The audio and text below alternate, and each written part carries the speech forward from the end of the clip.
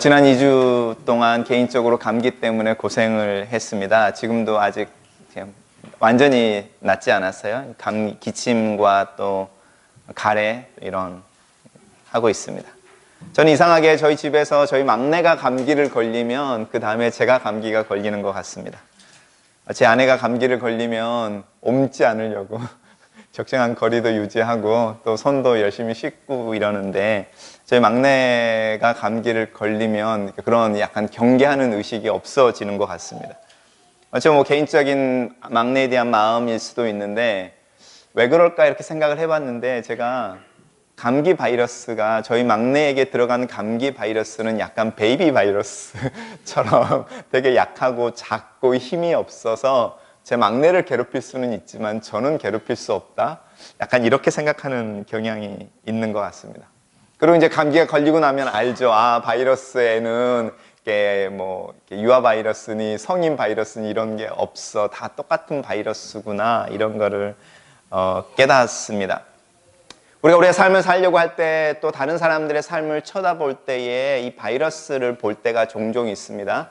그리고 내 모습 속에서, 또 다른 사람들의 모습 속에서 발견되어지는 바이러스를 볼 때에 나도 모르게 그것의 경중, 가볍고 무거움, 또 크고 작음, 또 어리고 성숙함, 이런 것을 규정할 때가 있습니다. 하지만 죄라고 말하는 바이러스는 그렇게 어린아이의 것, 또 성인의 것, 이렇게 구별되어지지 않습니다. 이 죄라고 말하는 바이러스의 핵심은 자기중심이라고 말하는 건데, 이 죄라는 바이러스에 걸려서 나타나는 증상인 자기중심적인 사고라고 하는 이 증세는 어린이나 어른이나 또 남자나 여자나 사실은 다 똑같습니다. 근데 우리가 이것을 벗어나는 방법이 있습니다. 일반적으로 의료나 건강하고 관련된 분들이 이 감기 시즌이 되면 가장 많이 하는 말이, 하루에 8번 이상 손을 씻으면 감기를 최소한 예방할 수 있는 최고의 방법이다라고 말을 합니다. 우리가 예수 그리스도의 보혈의 피를 기억하고 그분 앞에 우리 자신을 자꾸 내어놓고, 그런 내어놓는 횟수가 많으면 많을수록 이상하게도 우리가 이 죄라고 말하는 바이러스의 항체가 생기고, 또 이 바이러스를 이겨낼 수 있는 믿음의 방법이 거기에 있습니다. 저희 지난주에는 저희 가족이 와 있는 것 아시죠? 저희 가족이 한국에서 저희 누님 2분하고 매형 1분이 오셨는데, 그분들 저희 집에 있으면서 제가 보는 또 다른 환경이 하나 있었는데, 한국에는 저희 온 가족들의 관심이 오타와로 쏠리더라는 겁니다. 저희 부모님에서부터 함께 오지 못한 저희 누님들, 또 저희 조카들이 그전에는 연락이 없더니 가족 몇 명이 건너왔다고 계속 이쪽에 안테나를 세우고 있는 거죠. 무슨 일이 있는지, 또 잘 지내고 있는지, 또 재밌는 곳을 갔다 왔는지, 이런 것들을 계속. 그러면서 이제 저희들 사진이 실시간으로 오픈이 되는 거잖아요. 우리 아이들 잠자고 일어난 얼굴에서부터 제 머리 안 감은 이런 것까지 다 올라오면서 이제 오랜만에 이렇게 일주일 동안 카톡이 굉장히 풍성해졌었는데, 그 모습을 보면서 누군가가 방문을 했다라는 이유만으로 그 사람과 관련되어진 사람들의 관심사가 그 사람이 방문한 곳에 있더라는 겁니다. 사도 바울은 이 골로새나 라오디게아라고 말하는 지역을 직접 방문해 본 적은 없습니다. 이 교회는 작은 교회이고 유대인들로 구성되어져 있다기보다는 이방인들로 구성되어진 교회였습니다. 에바브로라고 하는 사람이 에베소에서 사역하고 있는 사도 바울에게 복음을 듣고 배우고 제자가 되어, 제 생각에는 자기 고향이었을지도 모르는 골로새로 돌아가서 교회 하나를 세우는 게 골로새 교회입니다. 그래서 사도 바울은 골로새에 편지를 쓸 때에 라오디게아도 편지를 써서 라오디게아에 갔던 편지와 골로새에 보냈던 편지를 서로 교환해서 같이 읽어볼 것을 이야기합니다. 왜냐하면 골로새에서 라오디게아가 17km 정도 떨어져 있으니까 여기서 아마 카나타, 스티치빌 이 정도 떨어져 있는 도시니까요. 근데 우리가 알아야 될 것이 있죠. 우리가 가지고 있는 모든 성경에 있는 바울의 서신이, 바울이 쓴 모든 서신이 성경에 들어있는 건 아니라는 거. 그래서 바울이 썼던 많은 서신들이 있는데, 그 서신들 중에 이렇게 선택되어진 부분들, 추려진 부분들이 우리에게 있어서 라오디게아에 썼던 교회 그 편지는 무슨 내용인지 알 수가 없고 우리가 짐작하기를 골로새나 에베소나 또 라오디게아에 때 보냈던 편지들이 비슷한 게 아닐까 이런 이야기를 합니다. 근데 사도 바울이 이야기하기를 내가 너희들 얼굴로 한번 보고 싶어. 로마서에서도 그런 표현이 나오죠. 내가 로마에 직접 가고 싶어. 너희들 얼굴로 보고 싶어.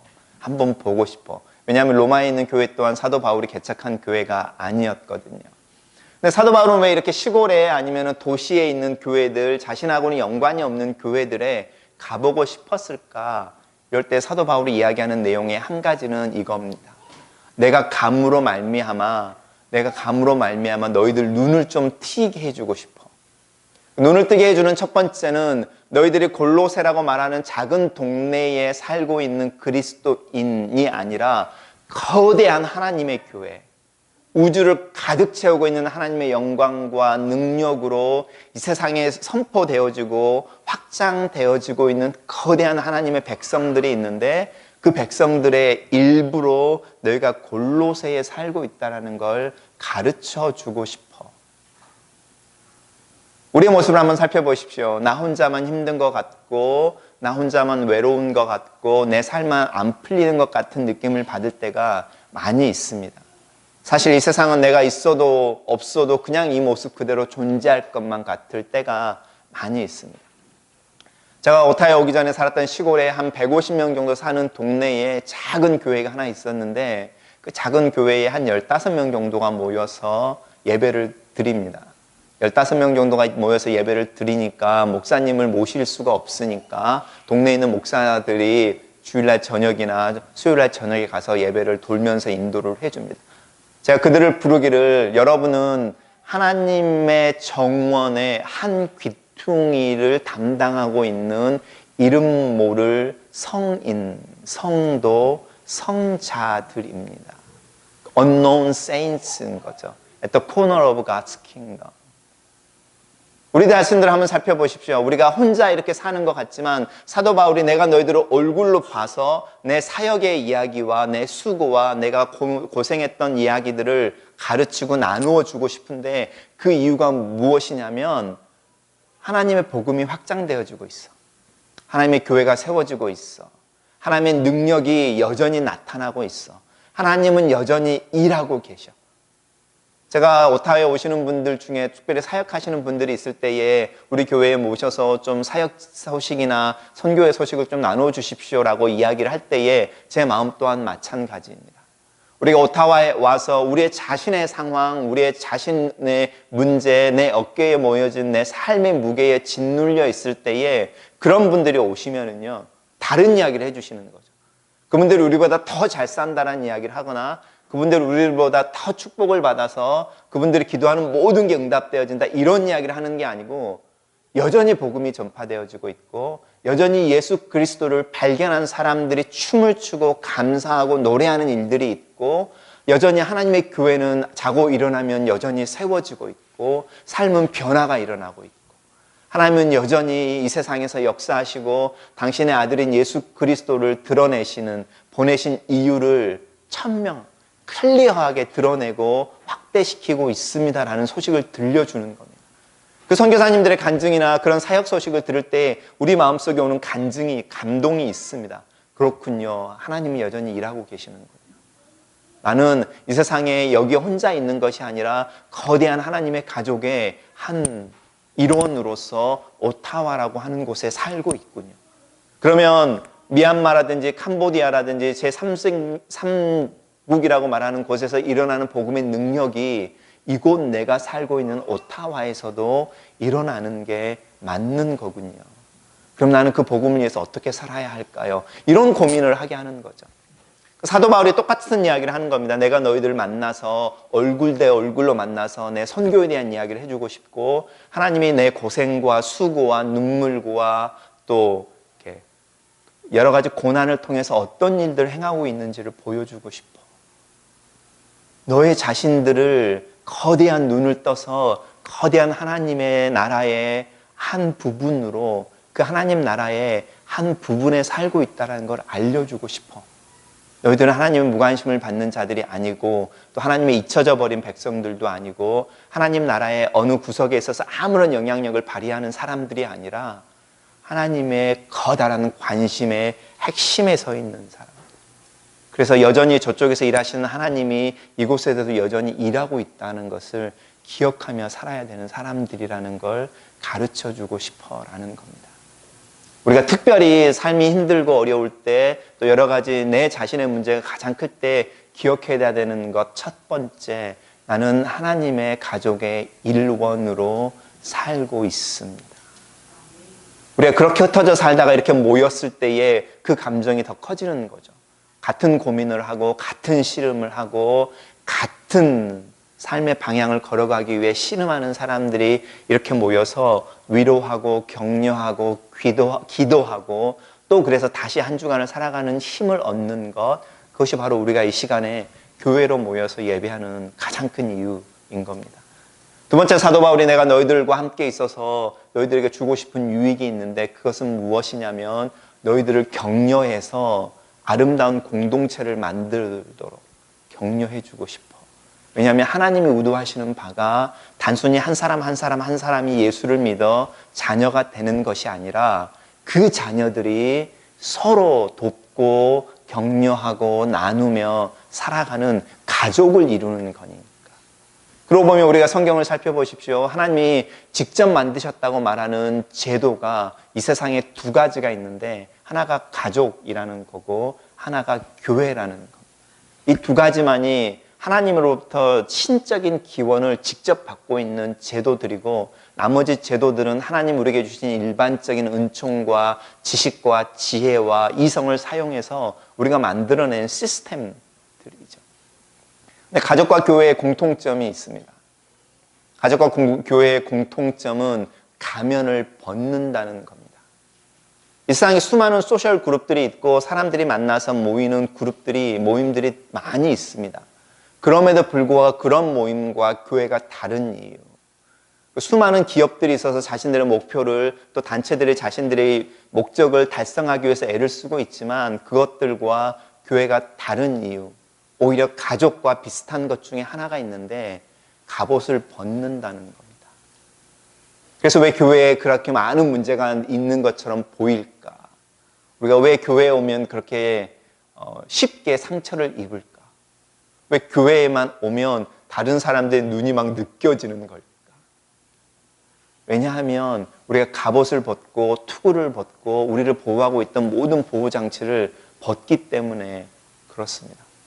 그래서 때로는 이게 슬픔이 되고 아픔이 되기도 합니다. 저 개인적으로도 최근에 제 감정적인 소비가 가장 많았던 것 중에 하나가 제가 경험하는 거죠. 누군가가 목사와 다른 사람의 말이 다르다고 할 때, 여러분이 듣는 제가 한 말과 다른 사람을 통해서 전해 들은 말이 다르다고 할 때, 최소한 저에게 와서 목사님 내가 이런 말을 들었는데 목사님 이게 맞습니까? 이렇게 물어보는 게 맞는데 그렇지 않다는 거죠. 제가 경험하는 것 중에 하나는 목사의 말과 다른 사람의 말이 다를 때에 그 말을 듣는 사람들은 교회를 떠나서 안팎으로 다른 사람의 말이 더 맞을 거라고 가정하는 경향이 있는 것 같습니다. 그런 경험들은 굉장히 우울한 경험이죠. 그리고 교회를 다니다가 교회를 떠나는 경우에 목사가 가장 많이 느끼는 느낌은 우리가 교회를 떠난다고 말하는 단체를 떠난다고 이렇게 느끼는 게 아니라 제가 거절당했다고 느끼는 거죠. 내가 싫어서 떠나는구나. 이런 감정적인 싸움들하고 씨름하는 게 있습니다. 여러분들 나름대로 교회에서 공동체를 이루면서 이런 씨름을 하시는 부분이 있습니다. 내가 예전에는 그냥 공부를 하고 계속 이력서를 보내면서도 취업이 되지 않은 게 괜찮았는데 갑자기 교회에 나오면서 내가 그렇게 이력서를 넣는데도 취업이 되지 않고 있는 모습이 스트레스로 다가오는 겁니다. 이유가 뭘까? 내가 어느 순간에 교회에 오면서부터 다른 교우들이 나를 어떻게 생각하는지에 대해서 굉장히 센시티브해져 있더라는 겁니다. 그런 경험들. 근데 이런 경험들은 우리가 가족이라고 말하는 것 속에서 나타납니다. 그만큼 우리 안에 우리를 보호하는 내용들이, 보호하고 있는 장치들이 얇아져서 누구의 말이 던져지면 쉽게 가슴에 박혀버리는 거죠. 누구의 시선을 느낄 때에 그 시선이 다른 때면 그냥 이렇게 지나가는데 잔영처럼 내 눈에 오래 남아있는 거죠. 내 망막에. 왜냐하면 그만큼 내 앞에 가리고 있는 것들이 없어졌으니까. 근데 사도 바울이 이야기를 하는 겁니다. 너희들은 하나님의 가족이야. 그리고 그 가족 안에서 서로 격려하고 사랑하고 아름다운 가족, 아름다운 가정, 건강한 가족을 만들어내기 위해 참 노력을 해야 돼. 그럼 우리가 이제 한국에 돌아간다고 하시는 분들을 모아놓고 그분들 가시는 길을 통해서 이제 한국에 있는 분들한테 선물을 보내고 싶은 거죠. 저의 마음을 담아서. 근데 이제 예산을 잡고 있는데 저는 이제 그쪽의 형편을 알 수가 없으니까 저희 누님들한테 이제 같이 가서 이제 조카들의 상황들을 물어보고 또 저희 부모님의 상황도 물어보고 어떤 게 좋을지를 저희 누님들한테 고르라고 하는 거죠. 저희 누님들이 이렇게 고르는 선물들 중에 저희가 생각하는 것보다 훨씬 비싼 게 있는 거예요. 비싼 게 있고 또 저희가 예상했던 것과 다른 것을 고르는 거죠. 근데 그것에 대해서 틀려 이렇게 말할 수가 없는 거죠. 왜냐하면 그분들이 저희 가족들의, 한국에 있는 가족들의 형편을 더 잘 아니까. 저랑 저희 아내랑 이렇게 눈 한번 마주치고 결제하고 눈 한번 마주치고 결제하고 그러면서도 이렇게 교감되어지는 가족이라는 부분이 있습니다. 우리가 교회에서 경험하고 싶어하는 부분들이 사실 이런 부분일 수 있습니다. 사도 바울의 교회라는 곳 속에 규모라는 걸 강조할까? 질서라는 걸 강조할까? 규모와 질서라는 것은 우리가 움직이기 힘든 어떤 절차나 형식을 만들자가 아니라 배려하는 시스템을 만들어 보자라는 뜻이죠. 너희가 가족일 때에 그 가족이 부모님 앞에 함께 모였을 때에 가족이라는 이유만으로 모여 있으면 사실은 난장판이 되어지는 경우도 많이 있습니다. 처음에는 되게 좋게 모여서 밥을 먹었는데 술 한잔 마시더니 옛날 이야기 나오고 서운한 이야기 나오고 너 보내 안 보내 뭐 이렇게 나오는. 그래서 추석이면 내년 추석은 나 절대로 안 내려와. 내년에는 절대로 안 본다 이러고 떠나는 경험들 혹시 있을지 모르겠는데 가족이라고 말하는 게 정말 모이면 항상 즐겁고 기쁘고 행복한 걸 만들어내지 않는다는 겁니다. 우리가 가족이라고 말하는 것이 우리에게 얼마나 불편한 것인지 한번 생각해 보십시오. 나를 얼마나 불편하게 하고 또 나로 하여금 얼마나 마음 상하게 하고 나로 하여금 얼마나 속에서 이렇게 하지 못하는 욕들을 많이 담게 하는지. 그래서 배려라고 말하는 부분이 이 가족이라는 것 속에 정말로 필요합니다. 그것을 사도 바울이 질서와 규모라는 단어로 표현하는 겁니다. 이 배려라는 것이 있으면 가족은 건강해지고 사랑이 넘치게 되고 서로 연결되어집니다. 그러면 정말로 필요할 때에 짐을 나누어 줄 수 있고 서로 삶들을 나누어 주고 살림살이를 나누어 주기도 하고 그러면서도 바라지 않고 그렇지만 나눠준 이에 대한 감사함이 항상 내 마음속에 있고 라고 하는 부분이 가족 가운데서 가능한 겁니다. 사도 바울이 골로새 교회를 향해서 라우디게아 교회를 포함시키면서 이야기하는 겁니다. 너희들 라우디게아 교회와 골로새 교회 두 개를 갑자기 이야기하는 것 중에 하나가 너희들은 혼자 있는 게 아니고 벌써 형제로 있지. 그리고 너희가 형제로 있는데 그럼 에베소에 있는 나는 그리고 로마에 있는 교회는 온 세계에 있는 교회들이 다 형제요 가족으로 함께 이루어지고 있고 하나님은 여전히 일하셔. 기억해라. 네 삶이 아무리 힘들고 어려울지라도 너는 혼자가 아니라는 거. 그 이유는 보이지 않는 하나님 너와 함께 있어서이기도 하지만 보이는 하나님이 똑같은 모습으로 아들, 딸이라고 부르는 피지컬하게 육체를 가지고 있는 이들이 네 옆에 앉아있고 네 옆에 살고 있어서 너희들은 한 가족인 거야. 이거 기억하셔야 됩니다. 우리 자녀들을 키울 때 한번 생각해 보십시오.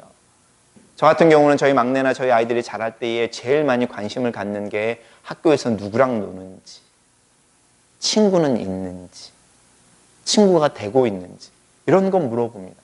학교에서 돌아오는 아이에게 오늘 뭐 배웠어? 이렇게 물어보지 않습니다. 오늘 누구랑 놀았어? 뭐 했어? 누구랑 같이 했어? 이런 건 물어봅니다.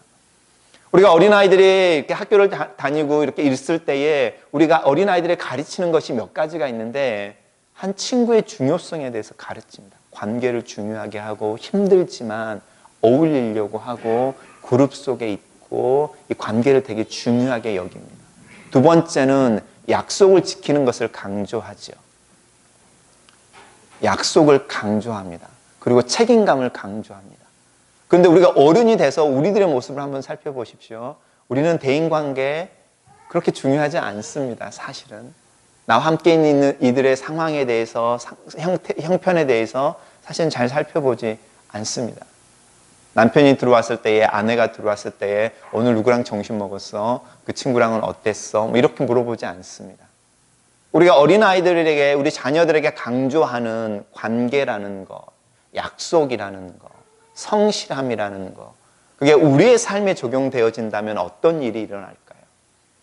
우리가 함께 예배드리는 형제 자매들의 형편에 민감하고 그들에게 관심을 갖고 이렇게 바쁘게 일을 하다가도 문득 떠오르는 사람이 있으면 눈 감고 그를 위해서 잠깐이지만 기도하고, 그리고 그렇게 기도했는데도 그 사람에 대한 생각이 내 마음속에 오래오래 남아있으면 퇴근하는 길에 차에서라도 전화 한번 돌려서 목소리 한번 듣고 한번 생각해 보십시오.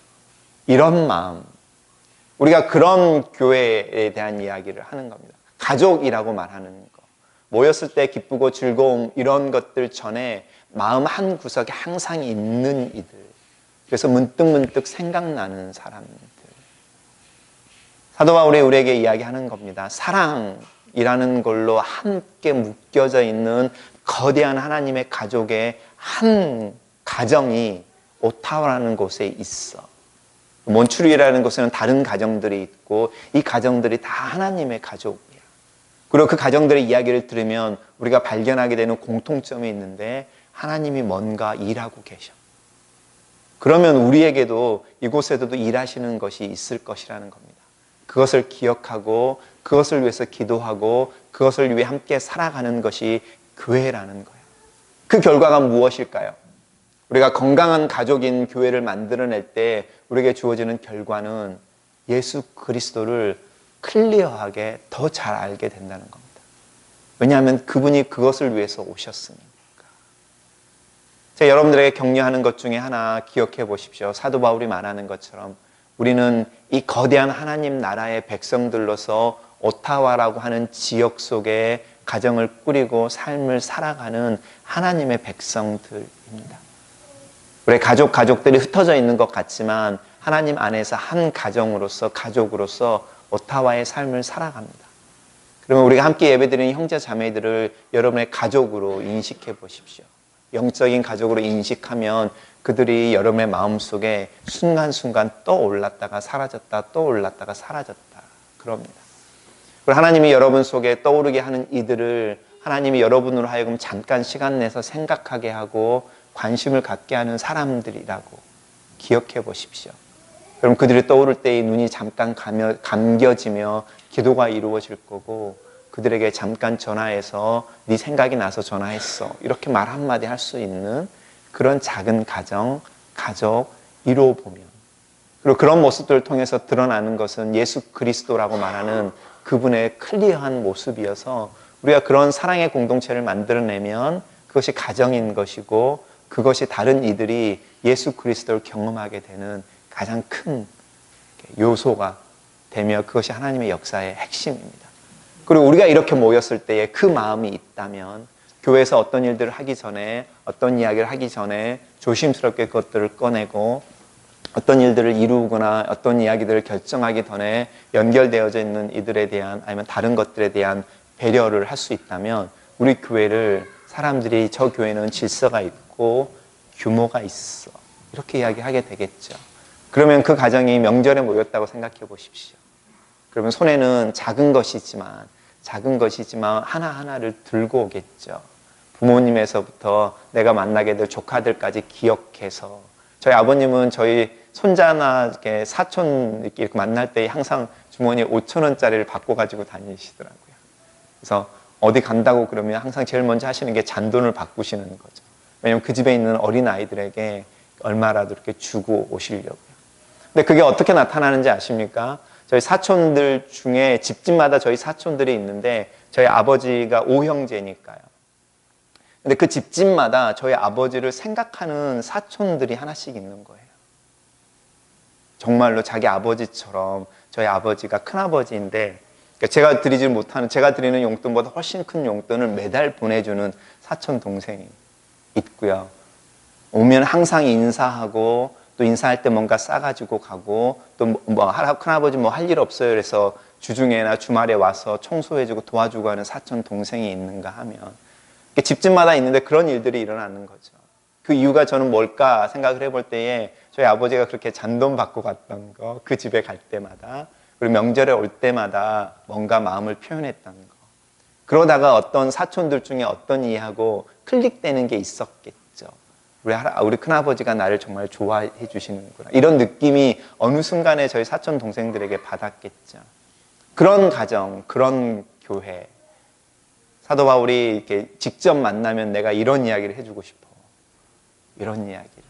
우리 오늘 본문을 통해서 해주시는 말씀인 줄 받으시기 바랍니다. 같이 기도하겠습니다. 살아계신 하나님, 우리를 가족으로 묶어주셔서 감사합니다. 그리고 우리에게 주어진 각자의 인생의 짐을 지도록 격려하시되 또 다른 이들의 무게의 짐을 나눠지는 것에 대해 도전하시는 것을 또한 감사합니다. 하나님 아버지, 하나님께서 예수 그리스도의 보혈의 피를 인하여 만드신 이 가정, 이 가족의 일원으로 우리 열심히 또 함께 즐겁게 살고 싶습니다.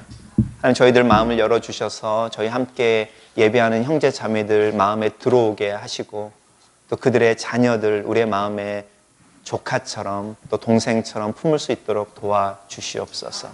우리가 어떤 형태로든 간에 우리의 마음이 연결되어지고 문득문득 생각날 때에 그들을 위해서 잠깐이지만 기도할 수 있는 여유로움 허락하여 주시고 또 그들이 우리의 마음속에 떠나지 않고 오래 있을 때에 그들을 방문하고 또 문안할 수 있는 넉넉한 마음 저에게 허락하여 주시옵소서.